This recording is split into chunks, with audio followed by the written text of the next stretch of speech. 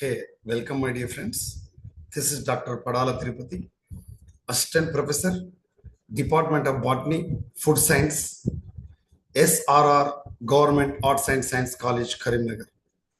ఈ రోజు ఈ కొత్త మన వెనకల కనబడుతున్నటువంటి మీరు చూస్తున్నటువంటి శ్రీ రాజరాజేశ్వర ప్రభుత్వ ఆర్ట్స్ అండ్ సైన్స్ కళాశాల కరీంనగర్లో ఆగస్ట్ 1వ తారీఖు 2024న నేను జాయిన్ కావడం జరిగింది.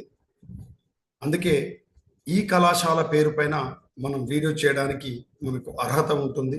నిన్నటి వరకు అంటే జూలై 31, 2024 వరకు నేను ప్రభుత్వ మహిళా డిగ్రీ కళాశాల జగిత్యాలలో వృక్షశాస్త్ర విభాగంలో అసిస్టెంట్ ప్రొఫెసర్గా పనిచేశాను. కాబట్టి నిన్నటి వరకు వీడియోలో అంటే 31 జూలై 2024 వరకు మనం ప్రభుత్వ మహిళా డిగ్రీ కళాశాల బ్యానర్ పైన మనం టిఎస్ సెట్కి సంబంధించినటువంటి గత సంవత్సరంలో జరిగినటువంటి మనకు ప్రీవియస్ పేపర్ల గురించి, ముఖ్యంగా రాష్ట్ర స్థాయి అర్హత పరీక్ష స్టేట్ లెవెల్ ఎలిజిబిలిటీ టెస్ట్, ముఖ్యంగా పేపర్ 1 కోసం అభ్యర్థులకి అవసరమైనటువంటి ప్రశ్నల సరళి, ప్రశ్నల యొక్క లెంత్ అండ్ డెప్త్, అంతేకాకుండా మనకు ఏ విధంగా సమయపాలన పాటిస్తూ మనం విశ్లేషిస్తూ చదవాలనేటువంటి అంశాలను గత వీడియోలలో మనం చూడడం జరిగింది. ఈరోజు చాలా అదృష్టంగా భావిస్తూ నేను ప్రభుత్వ ఆర్ట్స్ అండ్ సైన్స్ కళాశాల ఎస్ఆర్ఆర్ గవర్నమెంట్ కళాశాలలో పనిచేసే భాగ్యం నాకు దొరకడం నా పూర్వజన్మ సుకృతం. ముఖ్యంగా దీనికి సంబంధించి శివుని ఆజ్ఞ లేనిది చీమైన కుట్టదు అనేది ఎంత సత్యమో, శ్రీ రాజరాజేశ్వర స్వామి యొక్క కృప కటాక్షం లేనిది ఈ కళాశాలలో పనిచేసే భాగ్యం దొరకదు అనేది కూడా అంతే సత్యం. అయితే నేను భగవంతుని నమ్ముతాను కాబట్టి ఆ విధంగా చెప్పాను. అయితే దీనికి మానవుని యొక్క కృషి కూడా చాలా అవసరం. ముఖ్యంగా టీజీసీజీటీఏ అంటే మన డిగ్రీ కళాశాలల అసోసియేషన్ జనరల్ సెక్రటరీ గౌరవనీయులు ఒక టార్చ్ బేరర్గా, పెను తుఫానులు ఒక దీపస్తంభం మాదిరిగా, ఒక లైట్ హౌస్ మాదిరిగా, మనకు అతిపెద్ద తుఫాను సైతం వచ్చినప్పటికీ కూడా సముద్రంలో వచ్చే నావికులకు ఏ విధంగా అయితే దీపస్తంభం లైట్ హౌస్ అందరికీ వెలుగునిస్తుందో, ఈ ట్రాన్స్ఫర్లో ప్రతి ఒక్కరికి కోరుకున్న స్థలాల్లో కోరుకున్న కళాశాలలో పోస్టింగ్స్ వచ్చే విధంగా, అందరికీ అనుకూలమైనటువంటి స్థానంలో వచ్చే విధంగా కృషి చేసిన మా నాయకుడు, మన నాయకుడు, మన విజనరీ లీడర్, అంటే ఏమని చెప్పుకోవచ్చు అంటే భవిష్యత్ దర్శనం చేసేటువంటి లీడర్ గౌరవనీయులు డాక్టర్ కడారు సురేందర్ రెడ్డి సార్కి కూడా హృదయపూర్వకమైనటువంటి ధన్యవాదాలు తెలియజేస్తూ ఈరోజు ఈ వీడియో మనం చేసుకుంటున్నాం.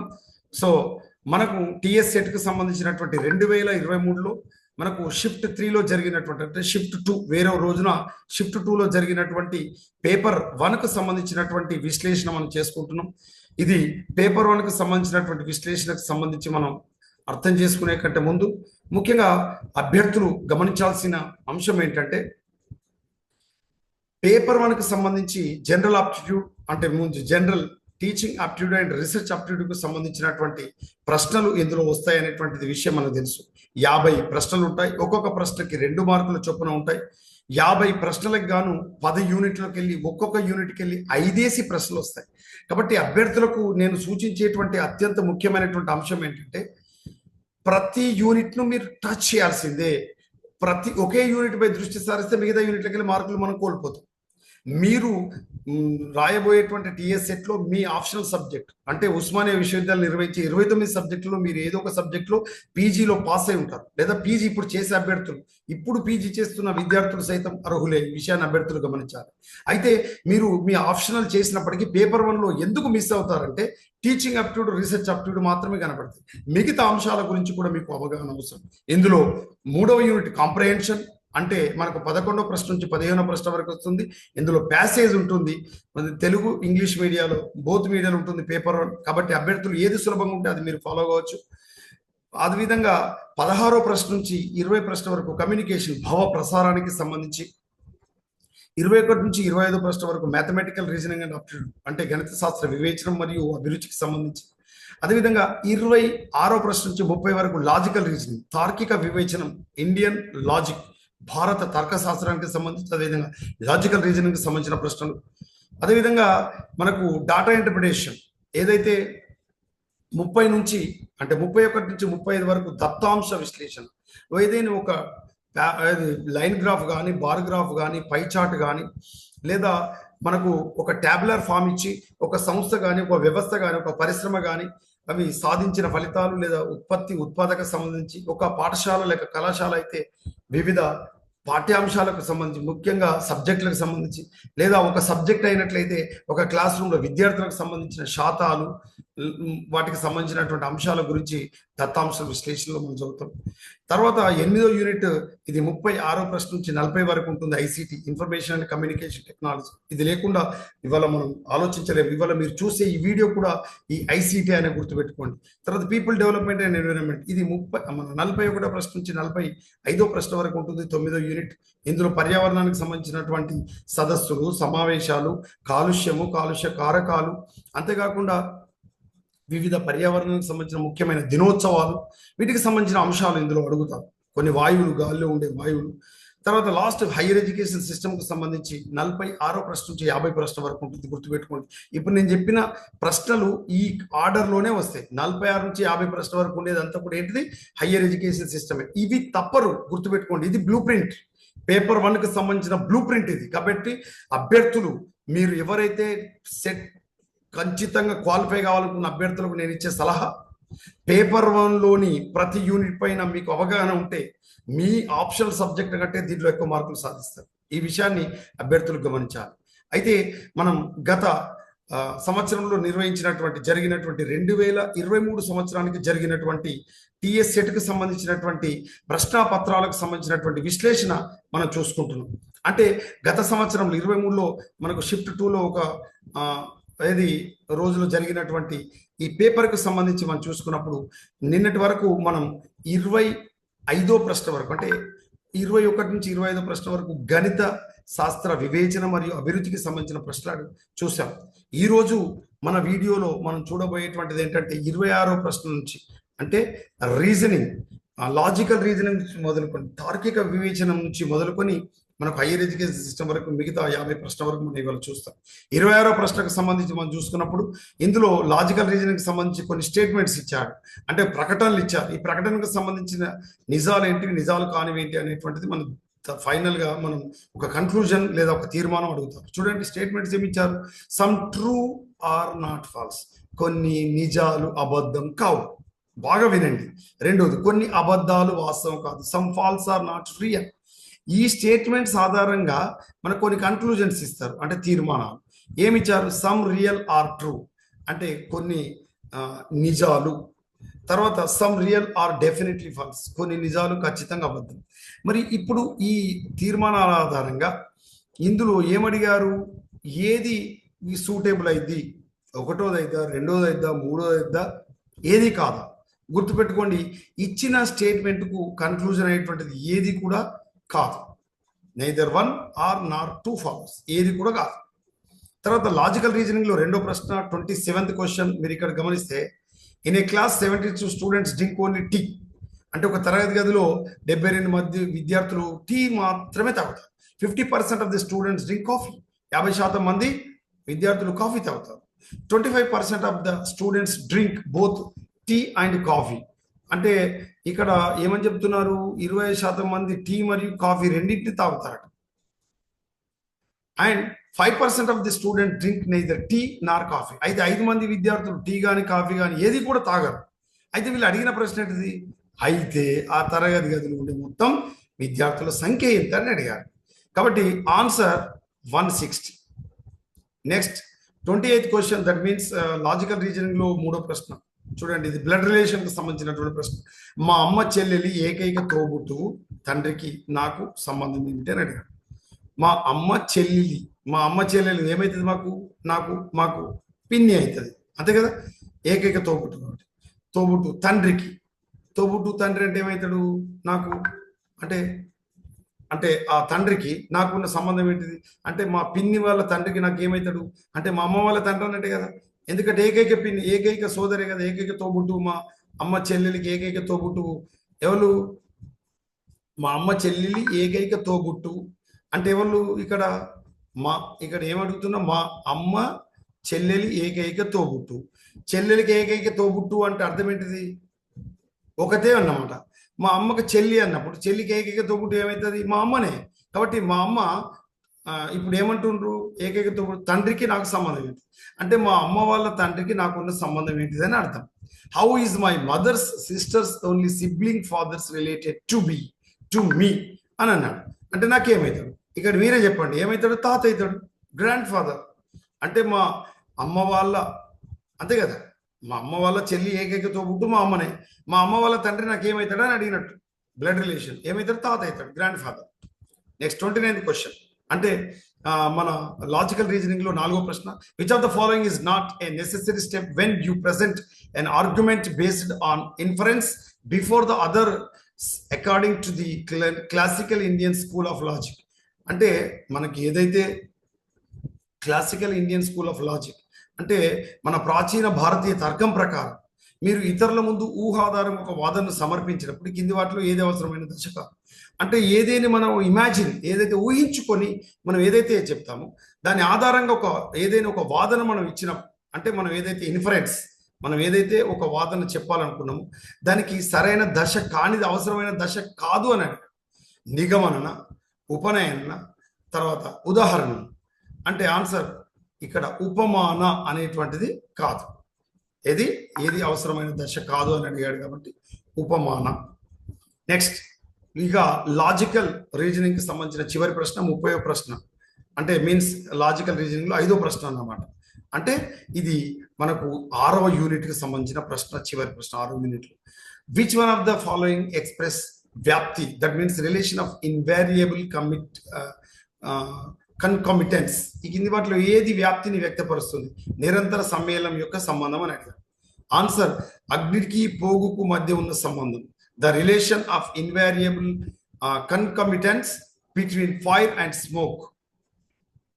ఓకే, నెక్స్ట్ దీని తర్వాత మనకు ఉన్నటువంటి క్వశ్చన్ ఏంటంటే ఇక్కడ అభ్యర్థులు గమనించాలి. 31 నుంచి మొదలుకొని, అంటే మనకు 31వ ప్రశ్న నుంచి మొదలుకొని 31 నుంచి 35 వరకు, 31 నుంచి 35వ ప్రశ్న వరకు ఇక్కడ ఏముంటుందంటే డాటా అనాలిసిస్, దత్తాంశ విశ్లేషణ ఉంటుంది. 10th క్లాస్ వరకు స్టాటిస్టిక్స్ కానీ, మాకు బార్ గ్రాఫ్ కానీ, పై గ్రాఫ్ కానీ, లైన్ గ్రాఫ్ కానీ, లేదా ఒక ట్యాబులర్ ఫామ్లో ఇచ్చి మనకి ఏం చేస్తారంటే ఈ విధంగా 5 ప్రశ్నలు ఇస్తారు 31 నుంచి 35 వరకు. ఇంగ్లీష్ మీడియం వాళ్ళు ఇంగ్లీష్లో చదువుకోవచ్చు, తెలుగు వాళ్ళు తెలుగులో చదువుకొని ఈ ఈ బార్ గ్రాఫ్ ఆధారంగా లేదా పై గ్రాఫ్ ఆధారంగా క్వశ్చన్స్కి ఆన్సర్ చేయాల్సి ఉంటుంది. ఎప్పటి వరకు? ఇది 31 నుంచి 35వ ప్రశ్న వరకు, అంటే ఇది 7వ యూనిట్. ఇక తర్వాత 8వ యూనిట్కి సంబంధించి మనం గమనించినప్పుడు ఇక్కడ మీరు అభ్యర్థులు గమనించాలి. 36వ ప్రశ్న నుంచి మనకు ఏముంటుందంటే ICT, information and communication technology, ప్రసార సాంకేతిక విజ్ఞానం అని మనం చెప్పుకుంటాం, ఇన్ఫర్మేషన్ అండ్ కమ్యూనికేషన్ టెక్నాలజీ. 36వ ప్రశ్న లేదా ఐసిటిలో మొదటి ప్రశ్న, the process of transferring files from internet to user computer is called. Internet నుంచి ఉపయోగస్తుల కంప్యూటర్ ఫైల్కి తరలించడం ఏమంటారు? ఫర్ ఎగ్జాంపుల్ నేను ఇప్పుడు వీడియో చేసిన, ఈ వీడియోను యూట్యూబ్లో లింక్ పంపించాను, మీరు ఏం చేస్తారు? దాన్ని డౌన్లోడ్ చేస్తారు, అంతే కదా. మీ కంప్యూటర్లకు రావాలంటే ఇంటర్నెట్లోకి వెళ్ళి అప్లోడ్ అంటామా? అప్లోడ్ అంటే ఉల్టా, కంప్యూటర్లో ఉన్న ఫైల్ ఇంటర్నెట్లోకి పంపించడం అప్లోడ్ అవుతుంది. కాబట్టి ఇప్పుడు ఆన్సర్ ఏంటిది? డౌన్లోడ్ అవుతుంది. అప్లోడ్ అనేటువంటిది ఏంటిదనమాట? అప్లోడ్ అంటే మనం ఏదైతే ఫైల్స్ ఉంటాయో ఈ ఫైల్స్ను మనం ఏదైతే ఈ సిస్టమ్ ఉంటుందో ఈ సిస్టంలోకి వెళ్ళి ఎక్కడికి పంపిస్తాము? ఇంటర్నెట్లోకి పంపిస్తాము. దీన్ని అప్లోడ్ అంటారు. మనం ఇంటర్నెట్ నుంచి మన సిస్టంలోకి ఏం చేయాలి? దీన్ని డౌన్లోడ్ చేస్తాం. ఇది right question. Next 37th question, ఈ which protocol is commonly used for sending emails messages? గుర్తుపెట్టుకోండి, ఈమెయిల్ వార్తలు సాధారణంగా ఉపయోగించేటువంటి ప్రోటోకాల్ అని అడిగాడు. ఎస్ఎంటీపా, ఎస్టిటిపా, టీసీపా, ఎఫ్టీపా. అంటే ఇక్కడ మనకు కామన్గా వాడేటువంటిది ఏంటంటే ఎస్ఎంటీపీ. ఎస్ఎంటీపీ అనే ప్రోటోకాల్ను ముఖ్యంగా ఈమెయిల్ వార్తలను పంపించడానికి తోడ్పడే ప్రోటోకాల్స్ అన్నమాట, కంప్యూటర్కి సంబంధించి. ఐసిటికి సంబంధించినటువంటి వాటిలో మీరు గుర్తుపెట్టుకోవాల్సిన అంశం ఏంటంటే కంప్యూటర్ సంబంధించినటువంటి పరిజ్ఞానం, ముఖ్యంగా అబ్రివేషన్స్, తర్వాత ఐసిటికి సంబంధించినటువంటి బ్లెండెడ్ ఆన్లైన్ మోడ్కి సంబంధించినటువంటి అంశాలు, బ్రౌజర్స్, అదేవిధంగా వెబ్ బ్రౌజర్స్కి సంబంధించి, సోషల్ మీడియాకి సంబంధించి, దాంతోపాటుగా ఈ మధ్య కాలంలో వచ్చినటువంటి ఈ స్వయం ప్రభ, మూక్స్, ఆన్లైన్ సంబంధించినటువంటి పోర్టల్స్, వీటికి సంబంధించిన అంశాలు కూడా మీకు తెలుసుకుని ఉండాలి. Digital initiative that focuses on the development of open source software, అంటే ఓపెన్ సోర్స్ సాఫ్ట్వేర్ అభివృద్ధిలో దృష్టి డిజిటల్ సంబంధించిన చొరవలు ఇవి అని అడిగాడు. ఇక్కడ FOSSEE అనేటువంటిది మనకు ఓపెన్ సోర్స్ సాఫ్ట్వేర్, దీన్ని ఫాజీ అని కూడా అంటాం మనం. Okay, open source. కానీ మీరు కింద ఆప్షన్ చూడండి, ఈపీజీ పాఠశాల, ఎన్పిటెల్ కింద మనకు పైవేవి కాదన్నారు. ఇందులో ఏది మనకు ఓపెన్ సోర్స్ సాఫ్ట్వేర్కి సంబంధించిన అంటే ఫాజీ. Okay, FOSSEE. ఇక 39 క్వశ్చన్ మనకు ఇన్ఫర్మేషన్ కమ్యూనికేషన్ టెక్నాలజీ, సమాచారం మరియు వార్తా సాంకేతికతలో కలిసి ఉన్నది. Online learning sir, web based learning sir, learning through used of ఎడ్యుసాటా. పై1 గుర్తుపెట్టుకోండి, మీరు టీచింగ్ అప్టిట్యూడ్, రీసెర్చ్ అప్టిట్యూడ్ అనే పేపర్లో క్వశ్చన్ చూడగానే ఆన్సర్ చేయకూడదు. క్వశ్చన్లో ఇక్కడ కలిసి ఉన్నదన్నడా, కలిసి లేనిదన్నడా, అంటే దీనికి రిలేటెడ్ సంబంధం ఉన్నదన్నడా, సంబంధం లేనిదన్నడా, కానిదన్నడా, సరి అయిందన్నడా, ఇది మీరు గమనించాలి. దాంతోపాటు కింద 4 ఆప్షన్లు ఖచ్చితంగా చదివిన తర్వాత మీరు ఆన్సర్ చేయాల్సి ఉంటుంది. చదవకుండా ఆన్సర్ చేయకూడదు. ఫర్ ఎగ్జాంపుల్, సమాచార వార్తా సాంకేతిక కలిసి ఉన్నది, ఆన్లైన్ లెర్నింగ్, కథం ఆన్సర్ పెట్టేది. కింది 3 చదవం, ఇది కరెక్టే, కానీ మిగతా 2 కూడా కరెక్టే. చూడండి, వెబ్ బేస్డ్ లెర్నింగ్ కరెక్టే, learning through the use of EDUSAT, మరి పైవన్నీ కూడా కరెక్టే. కాబట్టి అభ్యర్థులు గమనించాల్సింది ఏంటంటే, టీఎస్ సంబంధించినటువంటి aspirants, you should compulsory observe the 4 options between the question కింద ఉన్నటువంటి బినిత్ ద క్వశ్చన్ కింద ఉన్న 4 ఆప్షన్స్ చూసిన తర్వాత మీరు ఆన్సర్ చేయాలి. తర్వాత లాస్ట్ క్వశ్చన్ ఆఫ్ ఐసిటి, అంటే 8వ యూనిట్లో చివరి ప్రశ్న, ర్యామ్ ప్లేస్డ్ ఆన్. అసలు ర్యామ్ దేనిపైన ఉంటుంది? ఇక్కడ మీరు జరగండి, జనరల్గా యుఎస్బి పూర్తి పేరు అడగచ్చు, లేదా ర్యామ్ పూర్తి పేరు అడగచ్చు, రోమ్ పూర్తి పేరు అడగచ్చు, అదేవిధంగా డాస్ పూర్తి పేరు అడగచ్చు. అదేవిధంగా ఇవే కాకుండా కంప్యూటర్ టర్మినాలజీ సంబంధించిన వైరస్ పూర్తి పేరు అడగచ్చు, vital information resource under seize. Okay, RAM random access memory, ROM read only memory, DOS disk operating system. అట్లా ఇవే కాకుండా కంప్యూటర్ సంబంధించినటువంటి హార్డ్వేర్, సాఫ్ట్వేర్కి సంబంధించి, తర్వాత ఈ వెబ్ బ్రౌజర్స్కి సంబంధించి కూడా మీరు చదవాల్సి ఉంటుంది, వెబ్ బ్రౌజర్స్. అంతేకాకుండా ఈ ఎవరెవరు ఇంటర్నెట్ను ఎవరు కనిపెట్టారు, కంప్యూటర్ ఎవరు కనిపెట్టారు, డబ్ల్యూడబ్ల్యూని ఎవరు కనిపెట్టారు, ఈమెయిల్స్ను ఎవరు కనిపెట్టారు, ఇట్లా మీరు ఖచ్చితంగా అబ్జర్వ్ చేయాలి. ముఖ్యంగా ఇంతేకాకుండా ఈ ఫేస్బుక్, ట్విట్టర్, ఇన్స్టాగ్రామ్ వీటికి సంబంధించి కూడా ఎవరు దానికి మనకు ఇనిషియేట్ చేశారు, ఎవరు కనిపెట్టారు, ఎవరు ప్రారంభించారు అని అవి కూడా మీరు చదవాల్సి ఉంటుంది గూగుల్కి సంబంధించి. ఓకే, తర్వాత మరి ర్యామ్ దేనిపైన ఉంచుతారు అడిగిన ప్రశ్నకు సార్, ర్యామ్ను మదర్ బోర్డు పైన ఉంచుతారు. ర్యామ్ని ఎక్కడ ఉంచుతారు? మదర్ బోర్డు పైన ఉంటారు. ఇక 41 నుంచి 45వ ప్రశ్న వరకు పీపుల్ డెవలప్మెంట్ అండ్ ఎన్విరాన్మెంట్, అంటే మనకు ప్రత్యేకించి ఈ పర్యావరణానికి సంబంధించి, సమాజ అభివృద్ధికి సంబంధించిన ప్రశ్నలు. How many goals there in the SDG అంటే సస్టైనబుల్ డెవలప్మెంట్ గోల్స్. ఎస్డిజి అంటే ఏంటిది? Sustainable development goals. దీనికంటే ముందు ఎండిజి ఉండే, అంటే మిలీనియం డెవలప్మెంట్ గోల్స్. దీని స్థానంలో వచ్చిన ఎస్డిజి, సస్టైనబుల్ డెవలప్మెంట్ గోల్స్. అయితే ఇప్పుడు ఎస్డిజి పూర్తి పేరు అడగచ్చు, ఎండిజి పూర్తి పేరు అడగచ్చు. ఎస్డిజిలో ఎన్ని గోల్స్ ఉన్నాయి చూడండి, ఎన్ని లక్ష్యాలు ఉన్నాయి. సుస్థిర నిలకడతో కూడిన అభివృద్ధి లేదా సుస్థిర అభివృద్ధి, అర్థమవుతుందా? సుస్థిరమైన అభివృద్ధిలో మనకు ఎన్ని లక్ష్యాలు ఉన్నాయి? 17 గోల్స్ ఉంటాయి ఎస్డిజి. తర్వాత next question 42. The name the day that is celebrated as the world environment. ప్రపంచ వాతావరణ దినోత్సవం ఎప్పుడు జరుపుకుంటారు? మనకు తెలుసు, ప్రపంచ పర్యావరణ దినం అనుకుంటారు. ఇది ప్రపంచ వాతావరణ దినం అని అనకూడదు, ఇది తప్పవుతుంది, గుర్తుపెట్టుకోండి. World environment June 8. World meteorological day వేరే ఉంటుంది, ప్రపంచ వాతావరణ దినోత్సవం వేరే ఉంటుంది. చూడండి ఇక్కడ మీరు గమనిస్తే, ఇక్కడ మార్చ్ 21 వరల్డ్ ఫారెస్ట్ డే, ఇది కూడా అడుగుతాడు ఇందులో. March 22 world water day. March 23 world meteorological day అంటే ప్రపంచ వాతావరణ దినోత్సవం. చూడండి ఇక్కడ తెలుగులో ప్రపంచ వాతావరణ దినోత్సవం ఎప్పుడు మార్చి 23, ప్రపంచ జల దినోత్సవం ఎప్పుడు మార్చి 22, ప్రపంచ అటవీ దినోత్సవం ఎప్పుడు మార్చి 21, ప్రపంచ దరిద్ర దినోత్సవం ఎప్పుడు ఏప్రిల్ 22. ఏప్రిల్ 22 ఏంటిది? వరల్డ్ ఎర్త్ డే, ప్రపంచ దరిద్ర దినోత్సవం ఏప్రిల్ 22. ఓజోన్ డే అంటే ప్రపంచ ఓజోన్ డే ఎప్పుడు అంటే September 16, September 16, 16th September. Okay, ఇవి పర్యావరణానికి సంబంధించినటువంటి ముఖ్యమైన దినోత్సవం. అంతేకాకుండా మీరు గమనిస్తే biodiversity day, world biodiversity day May 22, world biodiversity day. అదే కాకుండా వరల్డ్ వెట్లాండ్ డే, ప్రపంచ చిత్తడి నేల దినోత్సవం ఫిబ్రవరి 2, ఫిబ్రవరి 2 ప్రపంచ చిత్తడి నేల దినోత్సవం. రామ్సర్ కన్వెన్షన్ ఈ ప్రపంచ చిత్తడి నేల దినోత్సవానికి సంబంధించి ఉంటుంది, గుర్తుపెట్టుకుంటాం.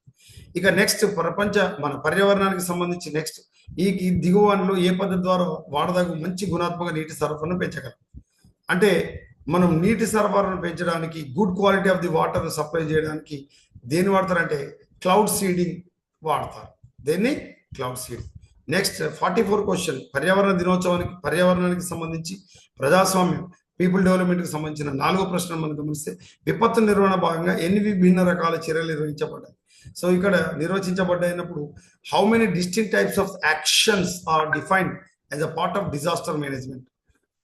డిజాస్టర్కి సంబంధించినటువంటి మనకు ఏదంటే ముఖ్యంగా ప్రకృతి విపత్తులకు సంబంధించినటువంటి అడ్మినిస్ట్రేషన్ సంబంధించి నిర్వహణకు సంబంధించి మనకు ఎన్ని రకాల చర్యలు నిర్వచించబడ్డాయి అంటే 6 రకాల చర్యలు నిర్వచించబడ్డాయి, 6.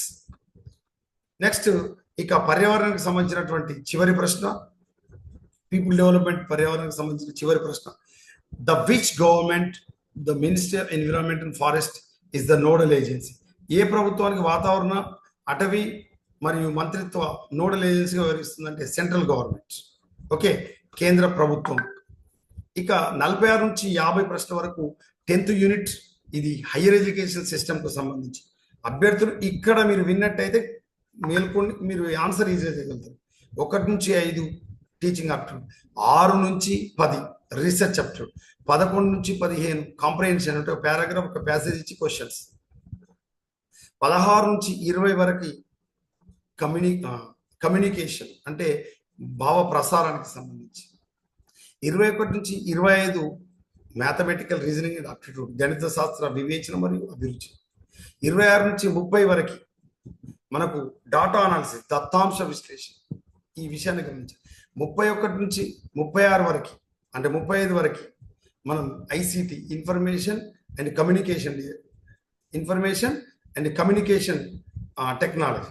అదేవిధంగా 41 నుంచి 45 వరకు మనం చెప్పుకోవాల్సింది ఏంటంటే పీపుల్ డెవలప్మెంట్ అండ్ ఎన్విరాన్మెంట్ అంటే మనకు ప్రజల అభివృద్ధి మరియు పర్యావరణానికి సంబంధించి. 46 నుంచి మొదలుకొని 50 ప్రశ్న వరకు ఉన్నత విద్యా వ్యవస్థకు సంబంధించి హయ్యర్ ఎడ్యుకేషన్ సిస్టమ్కి సంబంధించి. ఇప్పుడు మనం 46వ ప్రశ్న చూస్తున్నాం. 46వ ప్రశ్నలో మొదటి ప్రశ్నలో ఈ కింది వాటిలో ఏది ప్రాచీన విశ్వవిద్యాలయం? చూడండి, లలిత్గిరి, రత్నగిరి, నలందన, ఉదయగిరి. అసలు ఇవేవి కాదు, ఒక నలంద ఒక్కటే. నలందను కొల్లగొట్టినటువంటి వ్యక్తి ఎవరంటే బక్తియార్ ఖిల్జీ, నలంద విశ్వవిద్యాలయం. తర్వాత next ministry of human resource development MHRD renamed as మానవ వనరుల అభివృద్ధి మంత్రిత్వ శాఖ పేరు ఇప్పుడు ఏమని మార్చారు? చాలా ఇంపార్టెంట్, రీసెంట్ గా మార్చారు, వెరీ రీసెంట్. విద్యా మంత్రిత్వ శాఖ, ministry of education. Simple, ministry of education. ఇంతకుముందు ఎట్లా ఉండేది? Human resource development, ministry of human resource development, మానవ వనరుల మంత్రిత్వ శాఖ నుండి ఇప్పుడు మినిస్ట్రీ ఆఫ్ ఎడ్యుకేషన్ అంటే విద్యా మంత్రిత్వ శాఖ. 48వ ప్రశ్న మనం గమనిస్తాం. Which of the following learning programmes focuses on the study of ancient Indian scripture and spiritual practices?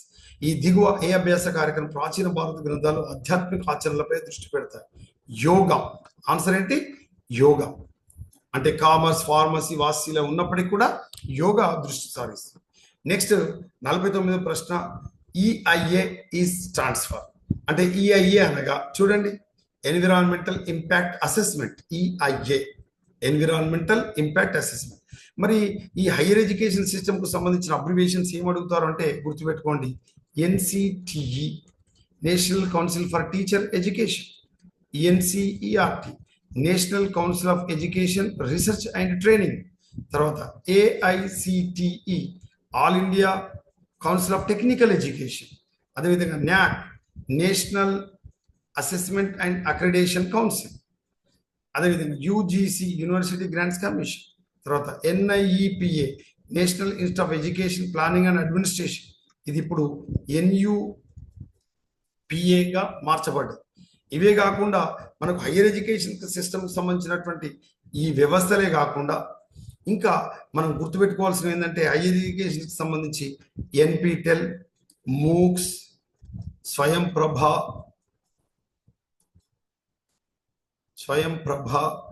ఈ స్వయం ప్రభ అనేది 18 ఛానల్స్ నడిచేటువంటి విద్యా ఛానల్. తర్వాత స్వయం పోర్టల్, వీటి గురించి కూడా మనకు తెలిసి ఉండాలి.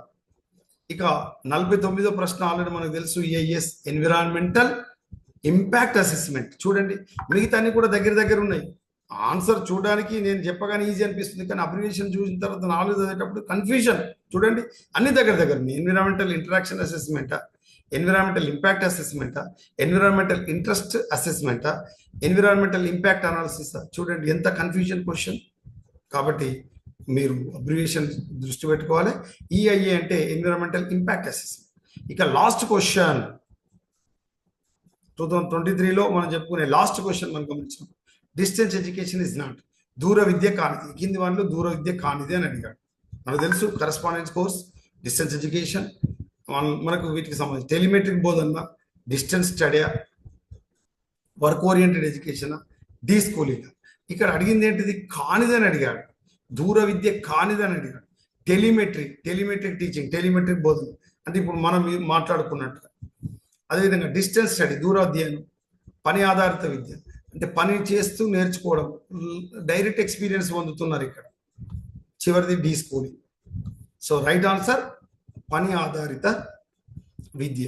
ఇది మనకు 2023లో ఒక షిఫ్ట్లో జరిగినటువంటి మనకు ఇది టిఎస్ సెట్కు సంబంధించిన మనకు క్వశ్చన్ పేపర్ను మనం పేపర్ 1ది మనం విశ్లేషణ చేసుకున్నాం. అభ్యర్థులు గమనించాలి. ఇందులో ముఖ్యంగా ఉస్మానియా విశ్వవిద్యాలయం 2012 నుంచి నిర్వహిస్తుంది కాబట్టి అప్పటి నుంచి ఇప్పటి వరకు ఉన్నటువంటి ప్రీవియస్ పేపర్ల విశ్లేషణ కూడా అభ్యర్థులు చేయాలి. ముఖ్యమైన నా సలహా ఏంటంటే ఇది నెగటివ్ మార్కింగ్ ఇది కాబట్టి ప్రతి క్వశ్చన్ మీరు ఇన్ టైంలో చేయాలి, సమయపాలన పాటిస్తూ చేయాలి. ముఖ్యంగా 29 సబ్జెక్టులు నిర్వహిస్తున్నారు కాబట్టి మీకు 29 సబ్జెక్టులలో మీకు ఏదో ఒక సబ్జెక్టులో మీరు పీజీలో మంచి పర్సంటేజ్ పాస్ అయ్యి మీ పీజీలో మీకు దమ్మునని మార్కులు వస్తాయి. You are a genius fellow in paper 2. What about paper 1? Paper 1లో టీచింగ్ అండ్ రీసెర్చ్ అప్టిట్యూడ్ మాత్రమే ఉందా? పేరు అలా ఉంది, కానీ 10 యూనిట్లు ఉన్నాయి. ప్రతి యూనిట్లకి 5 ప్రశ్నలే వస్తాయి. ఒక ప్రశ్నకు 2 మార్కులు. చూడండి మొదటి 2 చదివితే మిగతా 8 యూనిట్లు ఎవరు చదవాలి? కాబట్టి ప్రతి యూనిట్ మీద మీకు దృష్టి సాధించాలి. ముఖ్యంగా ఇంగ్లీష్ మీడియం అభ్యర్థులు అయితే సులభంగా తక్కువ కాలంలో ట్రూమెన్స్ పబ్లికేషన్ ఈజీగా మీరు గెయిన్ అవుతారు. తెలుగు మీడియం వాళ్ళైతే ఇది ప్రాగ్మా పబ్లికేషన్ తీసుకోండి, సులభంగా మీరు గెయిన్ అయిపోతారు. డెఫినెట్గా మీరు పేపర్ 1లో మీ ఆప్షనల్ సబ్జెక్ట్ కంటే కూడా అత్యధిక మార్కులు సాధిస్తారు అనడంలో ఏమాత్రం సందేహం లేదు. అందుకే నాతో నమ్మకంగా చెప్పండి, శ్రీ రాజరాజేశ్వర ప్రభుత్వ ఆర్ట్స్ అండ్ సైన్స్ కళాశాల మీ వెన్నంటే ఉంటుంది. ఈ రోజు నుండి మీరు విజయం సాధించేవారు. నాతో నమ్మకంగా చెప్పండి, కింద కామెంట్స్ రాయండి. నేను సైతం తప్పకుండా పేపర్ 1లో అనుకున్న కంటే ఎక్కువ మార్కులు సాధిస్తాను. ఇప్పుడు రాయబోయే టిఎస్ సెట్ నేను క్వాలిఫై అవుతానని. Okay, I wish you all success. Shri Rajarajeshwara ప్రభుత్వ ఆర్ట్స్ అండ్ సైన్స్ కళాశాల కరీంనగర్ పేరు మీద ఇక నుంచి మీ వీడియోలు రాబోతున్నాయి. మీ డాక్టర్ పడాల తిరుపతి అనే నేను వృక్షశాస్త్ర విభాగంలో department of botany and food science. గుర్తుపెట్టుకోండి అభ్యర్థులు, ఈ కళాశాలలో కేవలం బాటనీ మాత్రమే, వృక్షశాస్త్రమే కాకుండా బాటనీతో పాటు ఫుడ్ సైన్స్ కూడా ఈ కళాశాలలో ఈ విభాగంలో ఉందనే విషయాన్ని అభ్యర్థులు గమనించాలి. I wish you all success. మరొక వీడియోలో మళ్ళీ మనం తిరిగి కలుద్దాం. Okay, I wish you all success.